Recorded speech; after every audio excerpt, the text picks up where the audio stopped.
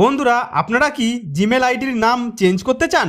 আপনারা কি জানতে চান কিভাবে জিমেল আইডির নাম চেঞ্জ করতে হয়? তাহলে আপনি একদম সঠিক ভিডিওতে এসেছেন, কারণ এই ভিডিওটি দেখার পর আপনি মাত্র 1 মিনিটের মধ্যেই আপনি আপনার জিমেল আইডির বা ইমেল আইডির বা গুগল অ্যাকাউন্টের নাম চেঞ্জ করা শিখে যাবেন, তাও আবার খুব সহজভাবেই। তো সেটি কিভাবে করবেন চলুন এই ভিডিওটিতে জেনে নিই।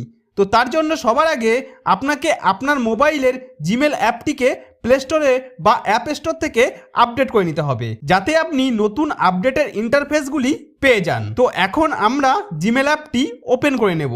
তো জিমেল অ্যাপটি ওপেন করার পর আমাদের সামনে এই ধরনের একটি ইন্টারফেস চলে আসবে। এখন এখানে আপনারা ভালো করে লক্ষ্য করুন, একটি প্রোফাইল আইকন দেখতে পাওয়া যাবে। তো আমাদের জাস্ট এই প্রোফাইল আইকন অপশনটিতে ক্লিক করে দিতে হবে।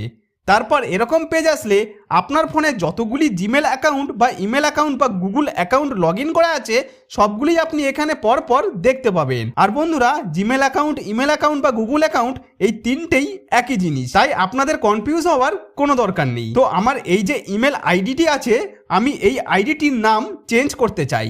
তো এই একই পদ্ধতিতে আপনি যদি এখান থেকে কোনো জিমেল আইডির নাম চেঞ্জ করতে চান, তাহলে প্রথমে সেই আইডিটিকে সুইচ করতে হবে। তারপর এখানে ম্যানেজ ইওর গুগল অ্যাকাউন্ট নামে একটি অপশন দেখতে পাওয়া যাবে। এই অপশনটিতে জাস্ট আমাদের ক্লিক করে দিতে হবে। তারপর এরকম পেজ আসলে পরের যে প্রসেসটা বলবো সেটি দেখানোর আগে আমি আপনাদের কাছে একটি ছোট রিকোয়েস্ট করতে চাই। যদি এখনো পর্যন্ত আপনি এই ভিডিওটিকে লাইক না করে থাকেন, তাহলে অবশ্যই লাইক কমেন্ট করে দেবেন, কারণ আপনাদের এক একটি লাইক আর এক একটি কমেন্ট আমাকে নতুন নতুন ভিডিও বানানোর জন্য ভীষণভাবে মোটিভেট করে। তো বন্ধুরা, এখন এখানে একটি অপশন দেখতে পাবেন পার্সোনাল ইনফো নামে। তো এই অপশনটিতে আমাদের ক্লিক করে দিতে হবে।